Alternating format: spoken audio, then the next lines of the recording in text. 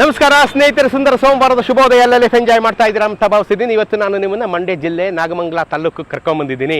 ನಾನು ನಾಗಮಂಗಲಕ್ಕೆ ಬಂದಾಗಲೆಲ್ಲ, ಪವಿತ್ರ ಪ್ಯಾರಡೈಸ್ ನಾಗಮಂಗಲಕ್ಕೆ ನೀವು ಬಂದಾಗಲೆಲ್ಲ ಅತ್ಯಂತ ಸುಸಜ್ಜಿತವಾದಂಥ, ನಿಮಗೆ ಹಾಯ್ ಅನಿಸೋವಂಥ ವಾತಾವರಣ ಕೊಡುವಂಥ ಪವಿತ್ರ ಪ್ಯಾರಡೈಸಲ್ಲಿ ಉಳ್ಕೊಳ್ಳಿ. ನಾನು ಅಲ್ಲೇ ಉಳ್ಕೊಂಡಿದ್ದೀನಿ. ಇಲ್ಲಿ ಉಳ್ಕೊಂಡು ನಾಗಮಂಗಲ ತಾಲೂಕನ್ನ ಪೂರ್ತಿ ಕವರ್ ಮಾಡ್ತಾ ಇದ್ದೀನಿ. ಇವತ್ತಿಂದ ಒಂದು 2-3 ದಿನಗಳ ಕಾಲ ನಾಗಮಂಗಲದಲ್ಲಿ ನಾನು ಹಾಲ್ಟು. ಮೊದಲನೇದಾಗಿ ನಾನು ಏನು ತೋರಿಸ್ತೀನಿ, ನಾಗಮಂಗಲದ ಐತಿಹಾಸಿಕವಾದಂಥ ದೇವಸ್ಥಾನ ತೋರಿಸ್ತೀನಿ. ಬನ್ನಿ ಹೋಗೋಣ.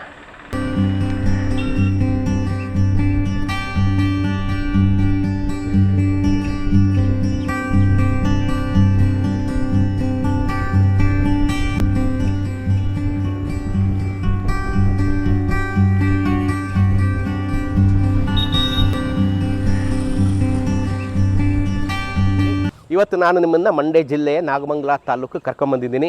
ನನ್ನ ಹಿಂದೆ ನೀವು ನೋಡ್ತಾ ಇರತಕ್ಕಂಥದ್ದು ಪುರಾಣ ಪ್ರಸಿದ್ಧವಾದ ಐತಿಹಾಸಿಕವಾದಂಥ ಸೌಮ್ಯಕೇಶವ ಸ್ವಾಮಿ ದೇವಸ್ಥಾನ. ನೀವೆಲ್ಲ ನೋಡಿದ್ದೀರಾ. ದಾಸರ ಪದಗಳಲ್ಲಿ ಮತ್ತು ಶಾಸನಗಳಲ್ಲಿ ಇವನನ್ನು ನಾಗಮಂಗಲದ ಚೆನ್ನಕೇಶವ ಅಂತ ಕರೆದಿದ್ದಾರೆ. ಇವನ್ ದಾಸರು ತಮ್ಮ ಪದಗಳಲ್ಲಿ ಇವನನ್ನು ನಾಗಮಂಗಲದ ಚೆನ್ನಕೇಶವ ಅಂತ ಕರೆದಿದ್ದಾರೆ. ಸೌಮ್ಯಕೇಶವ ಎಲ್ಲಿಂದ ಬಂತು? ಯಾಕೆಂದರೆ ಅಷ್ಟು ಸೌಮ್ಯವಾಗಿದೆ ಆ ಮೂರ್ತಿ.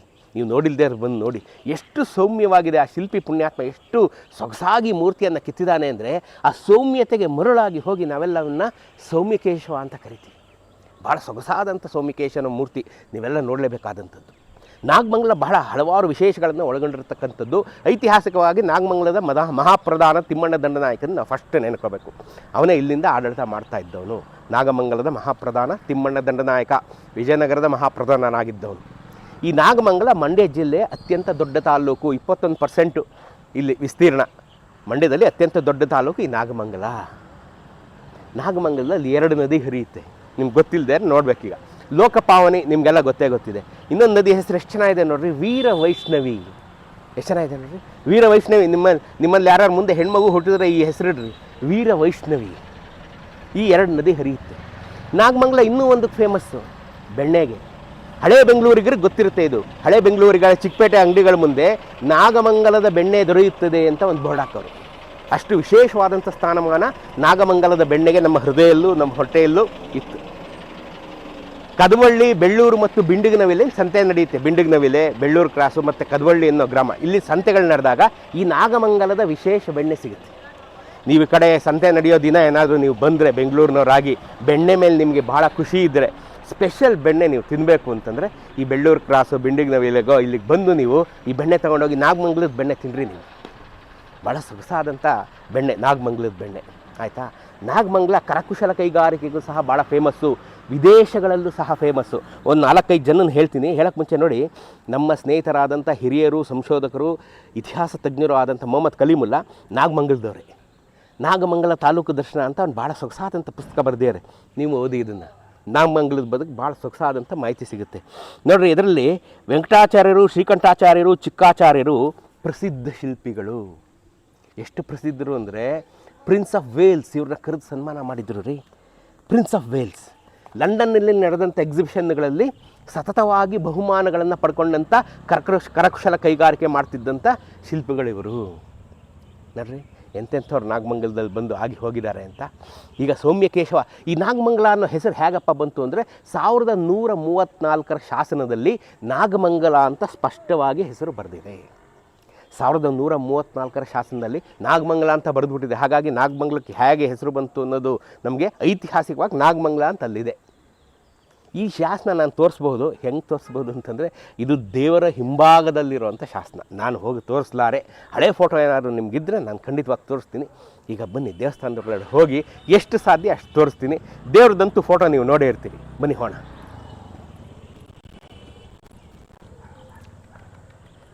ದೇವಸ್ಥಾನದ ಒಳಗಡೆ ಹೋಗೋದಕ್ಕೆ ಮುಂಚೆ ಇಲ್ಲೊಂದು ವಿಶೇಷ. 47 ಅಡಿ ಎತ್ತರದ ಏಕಶಿಲಾ ದೀಪಸ್ತಂಭ. ಐ ರಿಪೀಟ್, 47 ಅಡಿ ಎತ್ತರದ ಏಕಶಿಲಾ ದೀಪಸ್ತಂಭ ಇವತ್ತಿಗೂ ಸುಸ್ಥಿತಿಯಲ್ಲಿದೆ. ಈ ದೀಪಸ್ತಂಭದ ವಿಶೇಷ ಏನು ಗೊತ್ತಾ? ನಾನು ನಿಮಗೆ ಬೈಲಾಂಜನೇಯನ ಗುಡಿಗಳ ಮುಂದೆ ದೀಪಸ್ತಂಭ ತೋರಿಸ್ತಾ ಇದ್ದೆ.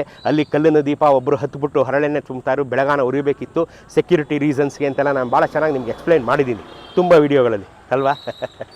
ಇದರಲ್ಲಿ ನೋಡಿ, ಚೈನ್ ಸಿಸ್ಟಮ್ ಇಟ್ಕೊಂಡಿರೋ ಇವತ್ತಿಗೂ ಇದೆ, ಇವತ್ತಿಗೂ ಸುಸ್ಥಿತಿಯಲ್ಲಿದೆ. ಚೈನ್ ತೋರಿಸಿದ್ದನ್ನು ಆ ಚೈನನ್ನು ಬಿಚ್ಚಿಬಿಟ್ಟು ಅಲ್ಲಿ ಒಳಗಡೆ ಇರೋವಂಥ ನಿಮಗೆ ದೀಪವನ್ನು ಕೆಳಗಡೆ ಇಳಿಸಿ ಎಣ್ಣೆ ತುಂಬಿ ಮೇಲಕ್ಕೆ ಹಾಕಿ ಅದನ್ನು ಉರಿಸ್ತಾರೆ. 47 ಅಡಿ ಎತ್ತರದ ಏಕಶಿಲಾ ದೀಪಸ್ತಂಭ. ನೀವು ಬಂದಾಗ ನೀವು ಸೀದಾ ದೇವಸ್ಥಾನ ಒಳಗಡೆ ಹೋಗೋಕ್ಕೆ ಮುಂಚೆ ಇದನ್ನು ನೋಡ್ಕೊಂಡು ನೀವು ಒಳಗಡೆ ಹೋಗಬೇಕು, ಆಯಿತಾ. ಇವತ್ತಿಗೂ ಸುಸ್ಥಿತಿಯಲ್ಲಿದೆ, ಭಾಳ ಅಪರೂಪ. ಎಲ್ಲ ದೇವಸ್ಥಾನಗಳಲ್ಲಿ ಸುಸ್ಥಿತಿಯಲ್ಲಿರೋವಂಥದ್ದು. ಇದನ್ನು ಇಟ್ಕೊಂಡಿದ್ದಾರೆ, ಅವ್ರಿಗೆಲ್ಲ ಹ್ಯಾಟ್ಸ್ ಆಫ್ ಅಲ್ವಾ. ಈಗ ಬನ್ನಿ ಒಳಗಡೆ ಹೋಗೋಣ. ಈಗ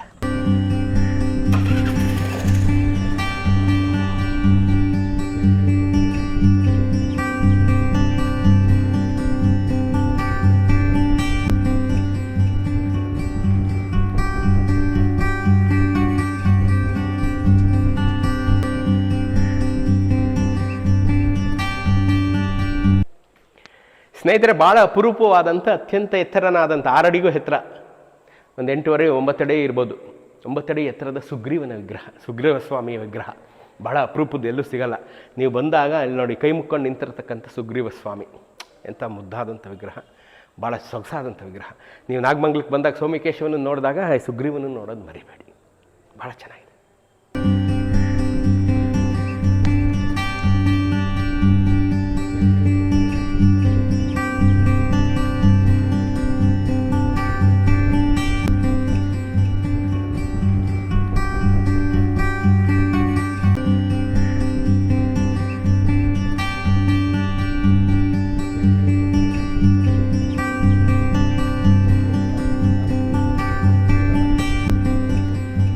ಸ್ನೇಹಿತರೆ, ನಾನೀಗ ಸೌಮ್ಯಕೇಶವ ದೇವಸ್ಥಾನದ ಒಳಗಡೆ ಬಂದಿದ್ದೀನಿ. ಪುರೋಹಿತರು ಇನ್ನೂ ಬಂದಿಲ್ಲ. ನಾನು ಹಿಂದಿಲ್ ರಾತ್ರಿನೇ ಬಂದು ಹಾಲ್ಟಾಗಿ ಬೆಳಗ್ಗೆನೇ ಎದ್ದು ಬಂದುಬಿಟ್ಟಿದ್ದೀನಿ. ಅವ್ರು ಬರ್ತಾರೆ, ಇನ್ನೇನು ಬರ್ತಾರೆ. ಅಷ್ಟರಲ್ಲಿ ನಾವು ದೇವಸ್ಥಾನದ ಹೊರಾವರಣವನ್ನು ನೋಡ್ತಾ ಇರೋಣ. ನನ್ನ ಎಡಗಡೆ ಕಾಣ್ತಾ ಇರೋದು ಮುಖಮಂಟಪ. ತೋರಿಸಿ ಬ್ರಿಜೇಶ್, ಎಂದಿನಂತೆ ಸೋದರ ಬ್ರಿಜೇಶ್ ಇವತ್ತು ನನ್ನ ಜೊತೆ ಇದ್ದಾರೆ. ಇದು ಮುಖಮಂಟಪ. ಈ ಮುಖಮಂಟಪ ಮತ್ತು ಈಗ ನಾನು ನಿಂತಿರ್ತಕ್ಕಂಥ ಜಾಗ ಪ್ರಾಕಾರ. ಈ ದೇವಸ್ಥಾನದ ವಿಶೇಷ ಏನಪ್ಪ ಅಂದರೆ, ಇದು combination of Hoysala and Vijayanagara. ಈ ಪ್ರಾಕಾರವನ್ನು ಕಟ್ಟಿಸಿದ್ದು ವಿಜಯನಗರದ ಅರಸರು, ದೇವಸ್ಥಾನವನ್ನು ಕಟ್ಟಿಸಿದ್ದು ಹೊಯ್ಸಳ ಅರಸರು. ದೇವಸ್ಥಾನವನ್ನು ಅವರು ಇಂಥ 100 ಸಾವಿರಾರು ದೇವಸ್ಥಾನಗಳನ್ನು ಕಟ್ಟಿಸಿದ್ದಾರೆ. ಈ ವಿಜಯನಗರದ ಅರಸರು ತಾವು ಅಧಿಕಾರಕ್ಕೆ ಬಂದ ಮೇಲೆ, ಉಚ್ಛ್ರಾಯ ಸ್ಥಿತಿಯನ್ನು ತಲುಪಿದ ಮೇಲೆ, ಹೊಯ್ಸಳರ ದೇವಸ್ಥಾನಗಳನ್ನು ಕಂಡು ಅವನ್ನೆಲ್ಲ ಭದ್ರಪಡಿಸಬೇಕು ಅನ್ನೋವಂಥ ಮಹೋನ್ನತ ಉದ್ದೇಶದಿಂದ, ನೋಡ್ರಿ ಎಂಥ ಒಳ್ಳೆಯ ಉದ್ದೇಶ.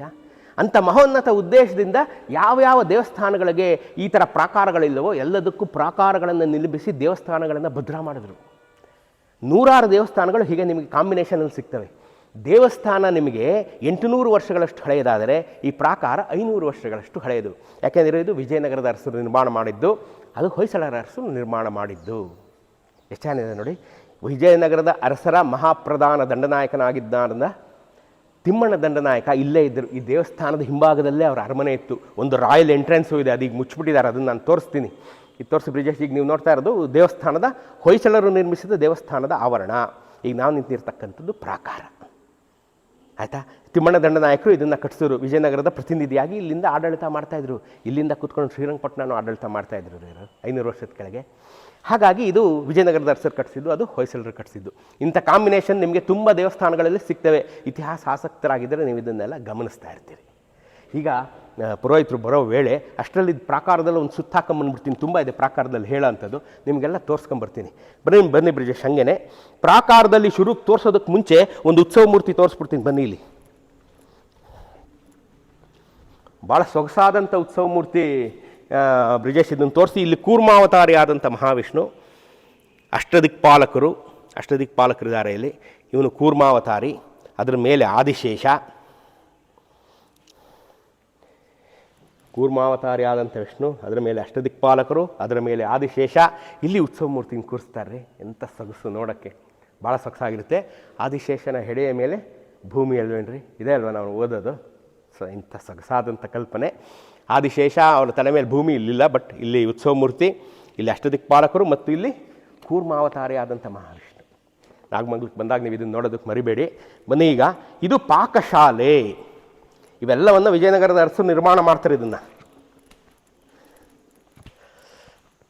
ತೋರಿಸಿ ಬ್ರಿಜೇಶ್, ಇದನ್ನು ಭಾಳ ವಿಶಾಲವಾದಂಥ ಪಾಕಶಾಲೆ ಇದು. ಇದನ್ನು ಬಾಗಿಲಾಕಿದೆ ನೀವೇ ಪಾಕಶಾಲೆ ತೋರಿಸ್ತಾ ಇದ್ದೀರಾ.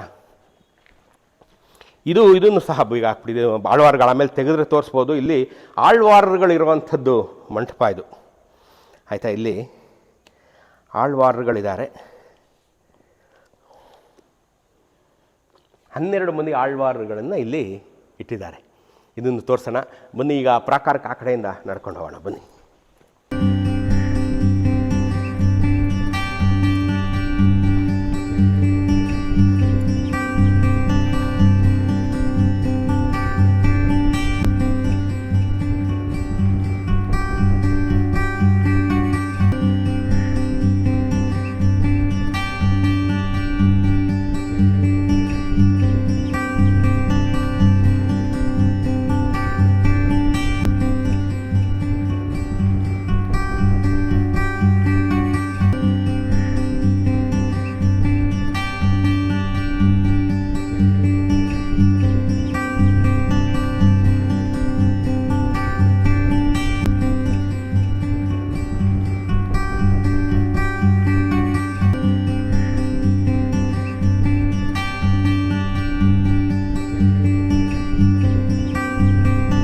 ಇದು 27 ಅಂಕಣಗಳ ಮಂಟಪ. ಅಲ್ಲಿ ಆಳ್ವಾರುಗಳು ನೋಡಿದ್ರಿ, ಪಾಕಶಾಲೆ ನೋಡಿದ್ರಿ, ಆಳ್ವಾರುಗಳನ್ನು ನೋಡಿದ್ರಿ. ಇದು 27 ಅಂಕಣಗಳ ಮಂಟಪ. ಇದು ಈ ಕಡೆ ನೀವು ನೋಡ್ತಾ ಇರೋದು ದೇವಸ್ಥಾನ ನೋಡಿ. ಇದು ಟಿಪಿಕಲ್ ಹೊಯ್ಸಳ ಸ್ಟೈಲಿಯ ಜಗಲಿ ಆದಮೇಲೆ ಬರೋವಂಥ ಸೂಪರ್ ಸ್ಟ್ರಕ್ಚರು. ಇದು ಟಿಪಿಕಲ್ ಆಗಿದೆ. ನಾನು ಹೊಸಬೂದ್ನೂರು ಈಗ 2 ವಾರದಿಂದ ನಿಮಗೆ ಮಾಡಿದ್ದೆ. ಹೊಸಬೂದ್ನೂರಲ್ಲಿ 2 ದೇವಸ್ಥಾನ, ಒಂದು ಅನಂತ ಪದ್ಮನಾಭ, ಮತ್ತೊಂದು ಕಾಶಿ ವಿಶ್ವೇಶ್ವರ. ಸೇಮ್ ಇದೇ ಥರ ಇತ್ತಲ್ವೇನ್ರಿ? ನೀವು ಆ ವಿಡಿಯೋ ನೋಡಿಲ್ಲ ಅಂದರೆ ನೋಡಿ. ಸೇಮ್ ಇದೇ ಥರ ಜಗಲಿ. ಹೊಯ್ಸಳರದೆಲ್ಲ ಇದೇ ಥರ. ಹೊಸಹೊಳಲು ನೀವೆಲ್ಲೇ ಹೋಗಿ, ಬೇಲೂರು, ಹಳೇಬೀಡು, ಸೋಮನಾಥ್ಪುರ, ಇದು ಹೊಯ್ಸಳರ ಟಿಪಿಕಲ್ ಕನ್ಸ್ಟ್ರಕ್ಷನ್. ಎಲ್ಲ ಕಡೆ ಒಂದೇ ಥರ ಜಗಲಿ ಮೇಲೆ ಸೂಪರ್ ಸ್ಟ್ರಕ್ಚರು, ಕೆಳಗಡೆ ಫೌಂಡೇಶನ್, ಗಾರೆ ಕೆಲಸ. ಆಯಿತಾ? ಇದು 27 ಅಂಕಣಗಳ ಮುಖಮಂಟಪ. ಇದು ನೋಡಿ ನೀವು ಎಷ್ಟು ಚೆನ್ನಾಗಿ ಇವರು ಹೊಸಬೂದ್ನೂರಿಗೂ ಇಲ್ಲಿಗೂ ಏನಪ್ಪ ಡಿಫ್ರೆನ್ಸು ಅಂತಂದರೆ, ಹೊಸಬೂದ್ನೂರಿನಲ್ಲಿ ಇಷ್ಟು ಮಾತ್ರ ಇದೆ, ನಿಮಗೆ ಇಷ್ಟು ಮಾತ್ರ ಇದೆ ಹೊಸಬೂದ್ನೂರಲ್ಲಿ. ಇವೆಲ್ಲ ಬರೀ ಫೀಲ್ಡು, ಏನೂ ಇರಲಿಲ್ಲ, ನೀವು ನೋಡಿದಿರಲ್ಲ ಅದನ್ನ. ಆದರೆ ಇಲ್ಲಿ ಸೋಮಕೇಶವನ ಗುಡಿಯಲ್ಲಿ ಇದನ್ನು ವಿಜಯನಗರದ ಅರಸರು ಪ್ರಾಕಾರವನ್ನು ಕಟ್ಟಿ, ಸುತ್ತ ಮುಖಮಂಟಪವನ್ನು ಕಟ್ಟಿ ಈ ದೇವಸ್ಥಾನವನ್ನು ಭದ್ರ ಮಾಡಿದ್ದಾರೆ. ಎಷ್ಟು ಚೆನ್ನಾಗಿದೆ ನೋಡಿ. ನೀವೆಲ್ಲ ದೇವಸ್ಥಾನ, ಇದು ಒಂದು ಮೊದಲನೇದು ಒಂದು ಕೊನೆಯದು ಅಂತಿಲ್ಲ. All Hoysala temples are equally ranked. ನೀವೆಲ್ಲ ಫಸ್ಟ್ ರ್ಯಾಂಕೇ ಕೊಡಬೇಕು ಅದಕ್ಕೆ. ಇದು ಫಸ್ಟು ಸೆಕೆಂಡು ಅಂತ ಕೊಡೋಕ್ಕಾಗಲ್ವೇನೋ ಅಂತ ನನ್ನ ಪರ್ಸ್ನಲ್ ಅನಿಸಿಕೆ. ಅಂಥ ಸೊಗಸಾದಂಥ ದೇವಸ್ಥಾನಗಳ ಸರಣಿ, ಹೊಯ್ಸಳರ ದೇವಸ್ಥಾನಗಳ ಸರಣಿ ಅಲ್ವಾ? ಇದನ್ನು ನನ್ನ ಸ್ನೇಹಿತರಾದಂಥ, ಹಿರಿಯ ಸಂಶೋಧಕರಾದಂಥ, ನನ್ನ ಹಿರಿಯರಾದಂಥ ಮೊಹಮ್ಮದ್ ಕಲೀಮುಲ್ಲಾ ಅವ್ರು ಭಾಳ ಡೀಟೇಲಾಗಿ ನನಗೆ ಬರ್ಕೊಟ್ಟಿದ್ದಾರೆ. ಥ್ಯಾಂಕ್ಸ್ ಟು ಮೊಹಮ್ಮದ್ ಕಲೀಮುಲ್ಲಾ ಅಲ್ವಾ? ಈಗ ಬನ್ನಿ, ಅಷ್ಟಭುಜದ ಸುದರ್ಶನ ಮೂರ್ತಿಯನ್ನು ತೋರಿಸ್ತೀನಿ. ಬನ್ನಿ ಬ್ರಿಜೇಶ್. ಇಲ್ಲಿ ನೀವು ನೋಡ್ತಾ ಇದ್ದೀರ ಸ್ನೇಹಿತರೆ, ಕಾಣಿಸುತ್ತಾ ಬ್ರಿಜೇಶ್? ಏನಾದರೂ ಕಾಣಿಸೋದು ಕಷ್ಟ ಅನಿಸುತ್ತೆ. ಟಾರ್ಚ್ ಗಿರ್ಚ್ ಹಾಕ್ಲಾ? ಸರಿ ನೋಡೋಣ. ಕಾಣಿಸ್ಬೋದು ಅಲ್ವಾ? ಅಷ್ಟಭುಜದ ಸುದರ್ಶನ ಮೂರ್ತಿ. ಕಿರೀಟ ಭಾಗದಲ್ಲಿ ಚಕ್ರದ ಮಧ್ಯದಲ್ಲಿ ಅಗ್ನಿಜ್ವಾಲೆಯನ್ನು ಕೆತ್ತಿದ್ದಾರೆ. ಅಗ್ನಿಜ್ವಾಲೆಯನ್ನು, ಬೆಂಕಿಯ ಜ್ವಾಲೆಯನ್ನು ತಲೆಕೂದಲಾಗಿ ಉಳ್ಳವನು ದುಷ್ಟ ಸಂಹಾರಕನಾದಂಥ ಸುದರ್ಶನ ಮೂರ್ತಿ. ಒಂದು ದರ್ಶನ ಮಾಡಿದ್ರಲ್ವ, ಸುದರ್ಶನ ನೆನೆಸ್ಕೊಳ್ಳಿ. ಪಕ್ಕದಲ್ಲಿ ನಮ್ಮೆಲ್ಲರ ಪ್ರೀತಿಯ ಆಂಜನೇಯನ ಗುಡಿ ಇದೆ. ಬನ್ನಿ, ಆಂಜನೇಯನನ್ನು ನಾನು ನಿಮಗೆ ತೋರಿಸ್ತೀನಿ.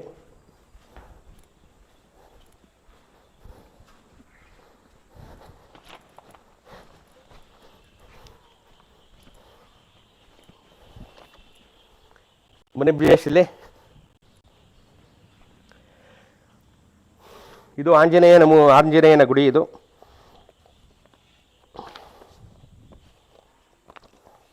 ಇವನು ಭಕ್ತಾಂಜನೇಯ ಸ್ವಾಮಿ. ಕೈ ಮುಗಿದು ನಿಂತಿರುವ ಭಂಗಿಯಲ್ಲಿ ಈ ಶಿಲ್ಪ ಇದೆ. ಸೊ ಇವನು ಭಕ್ತಾಂಜನೇಯ ಸ್ವಾಮಿ. ಇದಾದಮೇಲೆ ಇನ್ನೊಂದು ಭಾಳ ಇಂಟ್ರೆಸ್ಟಿಂಗ್ ಆದಂಥ ಒಂದು ಮಾಹಿತಿಯನ್ನು ತೋರಿಸ್ತೀನಿ. ಬನ್ನಿ ಬ್ರಿಜೇಶ್.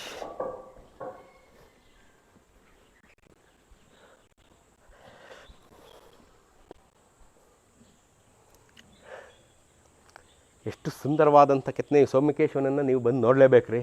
ಭಾಳ ಸೊಗಸಾದಂಥ ಮೂರ್ತಿ, ಭಾಳ ಸೊಗಸಾದಂಥ ದೇವಸ್ಥಾನ. ಹೊಯ್ಸಳರ ದೇವಸ್ಥಾನಗಳಲ್ಲಿ ಅತ್ಯಂತ ಸೊಗಸಾದಂಥ ದೇವಸ್ಥಾನಗಳ ಸಾಲಿನಲ್ಲಿ ಇದು ಒಂದು ಸೇರುತ್ತೆ. ಈಗ ನಮ್ಮ ಬ್ರಿಜೇಶ್ ಹಿಂದ್ಗಡೆ ನಿಂತಿರೋ ಅಂಥದ್ದು ತೋರಿಸ್ರಿ ಬ್ರಿಜೇಶ್. ಇದನ್ನು ಇದೇ royal entrance to the temple. ಈಗ ಇದನ್ನು ಮುಚ್ಚಲಾಗಿದೆ. ಈ ಗೋಡೆಯ ಹಿಂದೆ, ಈ ಬಾಗಿಲಿನ ಹಿಂದೆ ಮಹಾಪ್ರಧಾನ ತಿಮ್ಮಣ್ಣ ದಂಡನಾಯಕನ ಅರಮನೆ ಇತ್ತು. ವಿಜಯನಗರದ ಮಹಾಪ್ರಧಾನ ತಿಮ್ಮಣ್ಣ ದಂಡನಾಯಕರ ಅರಮನೆ ಇದ್ರ ಹಿಂಭಾಗದಲ್ಲಿತ್ತು. ಅವರು ಓಡಾಡೋದಕ್ಕೆ ಬಳಸ್ಕೊಳ್ತಿದ್ದಂಥ ದಾರಿ ಇದು. This is royal entrance of the temple. ಹೇಗೆ ನೀವು ಬಂದಾಗ ಯಾಕೆ ಮುಚ್ಚಿದೆ ಅಂದ್ಕೊಂಡು ಹೋಗಬೇಡಿ.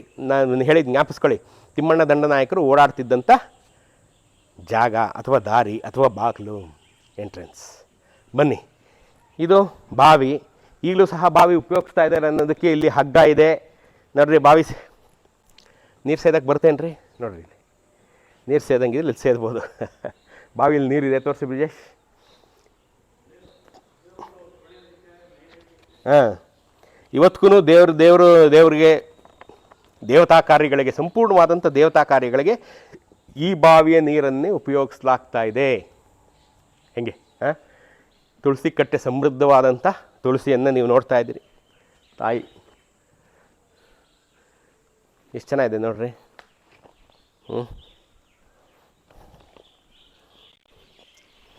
ಸೌಮ್ಯನಾಯಕಿ ಅಮ್ಮನವರು.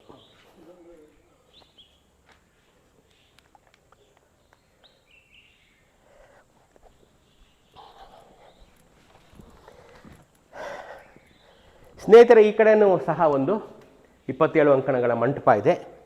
ಇವರು ಸೌಮ್ಯನಾಯಕಿ ಅಮ್ಮನವರು, ವೀರಲಕ್ಷ್ಮಿ ಅಂತಲೂ ಕರೀತಾರೆ. ಎಷ್ಟು ಚೆನ್ನಾಗಿದೆ ನೋಡ್ರಿ ಹೆಸರು.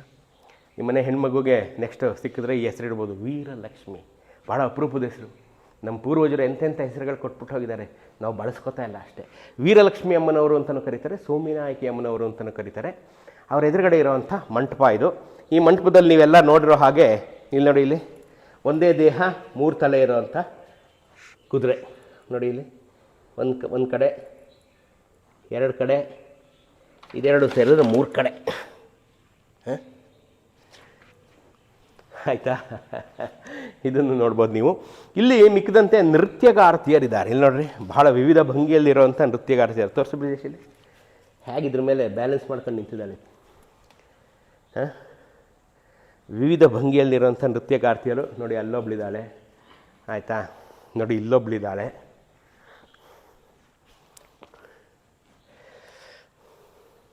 ಇಲ್ಲಿ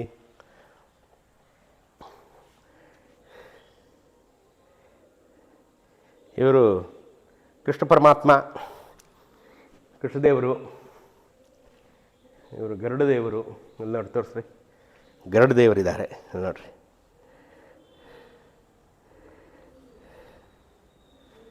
ಆಯಿತಾ? ಬನ್ನಿ ಬ್ರಿಜೇಶ್.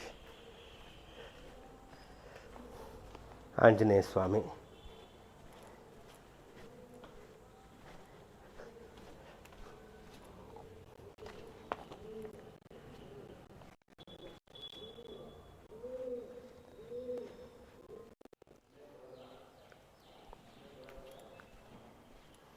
ಸ್ನೇಹಿತರೆ, ಇನ್ನೇನು ನಾವು ದೇವಸ್ಥಾನದ ಪ್ರಾಕಾರದ ಕೊನೆಯ ಭಾಗಕ್ಕೆ ಬಂದಿದ್ದೀವಿ. ಇದೊಂದು 10 ಅಂಕಣಗಳ ಮಂಟಪ, ಭಾಳ ವಿಶೇಷವಾದಂಥ ಮಂಟಪ. ಇಲ್ಲಿ ರಾಮಾನುಜಾಚಾರ್ಯರ ಮಂಟಪ ಇದೆ, ಮಂದಿರ ಇದೆ. ಬನ್ನಿ, ರಾಮಾನುಜಾಚಾರ್ಯರ ಮಂದಿರ. ತೋರಿಸಿ ಬ್ರಿಜೇಶ್ ಇದನ್ನು. ಇದು ರಾಮಾನುಜಾಚಾರ್ಯರ ಮಂದಿರ. ಈ ರಾಮಾನುಜಾಚಾರ್ಯರ ಮಂದಿರದ ಗೋಡೆಯನ್ನು ತೋರಿಸಿ ಒಂದು ಅಜಮಾಸು ಒಂದು 150-200 ವರ್ಷಗಳಷ್ಟು ಹಿಂದಿನ ವರ್ಣಚಿತ್ರಗಳನ್ನು ಬಿಡಿಸಿದ್ದಾರೆ. ಒಂದು 2 ಶತಮಾನಗಳು. ಮುಮ್ಮಡಿ ಕೃಷ್ಣರಾಜ ಒಡೆಯರು ಬಹುಶಃ ಇಂಥವೆಲ್ಲ ನಮ್ಮ ಮಹಾರಾಜರಾದಂಥ 3ನೇ ಕೃಷ್ಣರಾಜ ಒಡೆಯರ ಮಾಡುವಂಥದ್ದು. ಸೊ 3ನೇ ಕೃಷ್ಣರಾಜ ಒಡೆಯರ ಕಾಲದಲ್ಲಿ ಆಗದಂಥ ಒಂದು ಭಿತ್ತಿಚಿತ್ರಗಳು, ವರ್ಣಚಿತ್ರಗಳು. ಇದು ರಾಮಾನುಜಾಚಾರ್ಯರ ಮಂದಿರ ಆದ್ದರಿಂದ ಆ ಮಂದಿರದ 2 ಕಂಬಗಳನ್ನು ಮಾತ್ರ ಭಾಳ ವಿಶೇಷವಾಗಿ ಕೆತ್ತಿದ್ದಾನೆ ನೋಡ್ರಿ. 2 ಭಾಳ ಡಿಸೈನರ್. ಇಡೀ ದೇವಸ್ಥಾನದಲ್ಲಿ ಇವೆರಡೇ ಕಂಬ ಭಾಳ ಡಿಸೈನರ್ ಕಂಬಗಳು, ವಿಶೇಷವಾದಂಥ ಪಿಲ್ಲರ್ಗಳು ಇವೆರಡೂ. ಇದೊಂದು, ಇದು ಎರಡನ್ನೂ ತೋರಿಸಿ ಬ್ರಿಜೇಶ್. ಇದನ್ನು ಬಹಳ ವಿಶೇಷವಾದಂಥದ್ದು. ರಾಮಾನುಜಾಚಾರ್ಯರ ಮೇಲಿನ ಭಕ್ತಿಯಿಂದ, ಗುರುಭಕ್ತಿಯಿಂದ ಅವತ್ತಿನ ನಮ್ಮ ಮಹಾಪ್ರಧಾನ ತಿಮ್ಮಣ್ಣ ದಂಡನಾಯಕರು ಇವೆರಡನ್ನು ಬಹಳ ವಿಶೇಷವಾಗಿ ಈ ಪಿಲ್ಲರ್ಗಳನ್ನು ಕೆತ್ತಿಸಿ ಇಲ್ಲಿಟ್ಟಿದ್ದಾರೆ. ನಮ್ಮ ಬಳೆಪೇಟೆ ನಮ್ಮ ಬಳೆಪೇಟೆ ರಂಗನಾಥ ಸ್ವಾಮಿ ದೇವಸ್ಥಾನದಲ್ಲಿದ್ದಂಥ ಗುಂಡು ಕಲ್ಲನ್ನು ಸಹ ನೀವು ಅಲ್ಲಿ ನೋಡ್ಬೋದು. ಬೆಂಗಳೂರು ಬಳೆಪೇಟೆಯಲ್ಲಿ ಇದೆ ಸೇಮ್ ಅದೇ ಥರ, ಅಲ್ಲಿ ತಿರುಗ್ತಿತ್ತು, ಇದೇ ಥರ ಇದೆ ಹೆಚ್ಚು ಕಡಿಮೆ. ನೀವು ನೋಡಿರ್ಬೋದು. ಈಗ ತಿರುಗೋದನ್ನೆಲ್ಲ ಸಿಮೆಂಟ್ ಹಾಕಿ ಮುಚ್ಚಿ ನಮ್ಮಂಥ ಕಪಿಗಳೆಲ್ಲ ಹೋಗಿ ಅದನ್ನು ತಿರುಗಿಸ್ತವೆ ಅಂತೆಲ್ಲ ಮುಚ್ಚಾಕ್ಬಿಟ್ಟಿದ್ದಾರೆ. ಹೋಗಿ ತಿರುಗಿಸಿ ಹಿಂಸೆ ಕೊಡ್ತಾವಲ್ಲ ಅದಕ್ಕೆ. ಸೊ ಇವೆರಡು ಭಾಳ ವಿಶೇಷವಾದಂಥ ಕಂಬಗಳು, ವಿಶೇಷವಾದಂಥ 2 ಕಂಬಗಳು. ಮಧ್ಯದಲ್ಲಿ ರಾಮಾನುಜಾಚಾರ್ಯರು, ಆ ಕಡೆ ಕೊನೆಯಲ್ಲಿ ಯಾಗಶಾಲೆ. ಬನ್ನಿ ಬ್ರಿಜೇಶ್ ಇಲ್ಲಿ.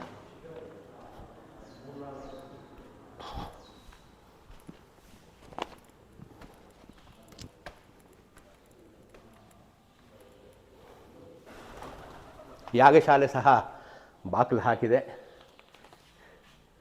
ಯಾಗಶಾಲೆ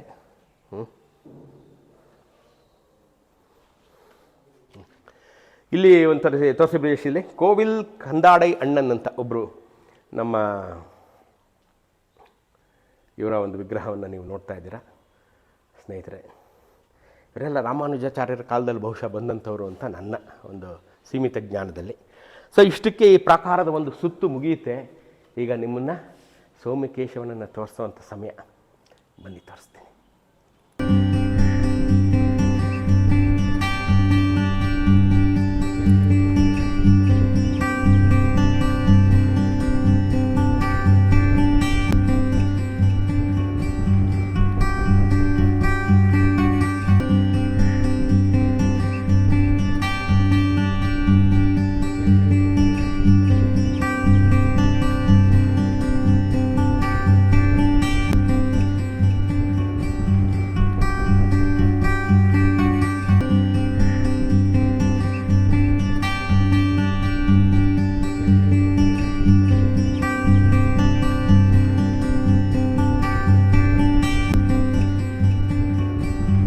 ನನ್ನ ಹೆಸರು ತಿರ್ನಾರಾಯಣ ಅಂತೇಳಿ.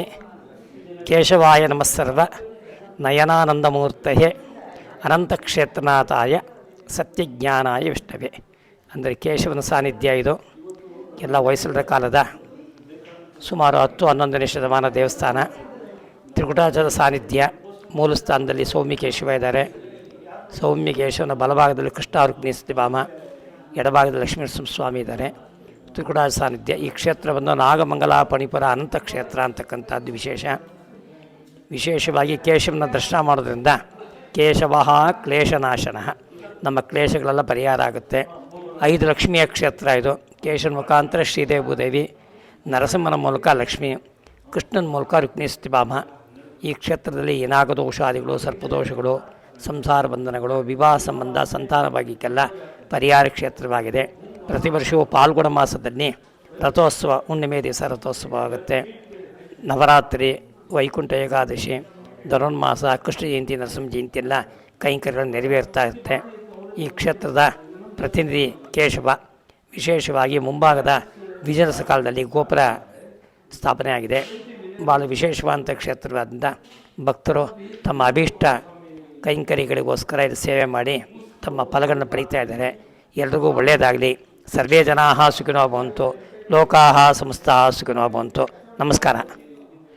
ನೋಡಿದ್ರಲ್ಲ ಸ್ನೇಹಿತರೆ, ಸೋಮಕೇಶವನ ವೈಭವದ ದೇವಸ್ಥಾನವನ್ನು ಹೊಯ್ಸಳರು ಮತ್ತು ವಿಜಯನಗರದ ಅರಸರು ಸೇರಿ ಕಟ್ಟಿದಂಥ ಈ ಒಂದು ಅಭೂತಪೂರ್ವವಾದಂಥ ಗುಡಿಯನ್ನು ನೀವು ನೋಡಿಲ್ಲದೆ ಇದ್ದರೆ ಬಂದು ನೋಡಿ. ನಾಗಮಂಗಲದ ಅತ್ಯಂತ ಪ್ರಮುಖ ದೇವಸ್ಥಾನಗಳಲ್ಲಿ ಮೊದಲ ಸಾಲಿನಲ್ಲಿ ನಿಲ್ಲುವಂಥ ಸೋಮಕೇಶವನ ಗುಡಿ. ಸೋಮಕೇಶವನನ್ನು ನೀವು ಎಷ್ಟು ನೋಡಿದ್ರೂ ತೃಪ್ತಿ ಆಗೋದು, ಅಷ್ಟು ಚೆಂದಾದಂಥ ಮುದ್ದಾದಂಥ ವಿಗ್ರಹ. ನಾನು ಬೇಕು ಅಂತಲೇ ಅದನ್ನು ನಿಮ್ಗೆ ತೋರಿಸಿದ, ನೀವೇ ಬಂದು ನೋಡಲಿ ಅಂತ. ತಾವು ದಯವಿಟ್ಟು ಬಂದಿದ್ದನ್ನ ನೋಡಿ ಅಂತ ಹೇಳ್ತಾ ಈ ವಿಡಿಯೋನ ಇಲ್ಲೇ ಮುಗಿಸ್ತೀನಿ. ಮುಂದಿನ ವಾರ ಏನೇನಂತ ಇಂಥದ್ದೇ ಐತಿಹಾಸಿಕವಾದಂಥ ಮಂಡ್ಯ ಜಿಲ್ಲೆಯ ಮಾಹಿತಿಯೊಂದಿಗೆ ನಿಮ್ಮ ಮುಂದೆ ಬರ್ತೇನೆ. ಅಲ್ಲಿವರೆಗೂ ಟೇಕ್ ಕೇರ್. ದೇವರೊಳ್ಳೇದು ಮಾಡಲಿ.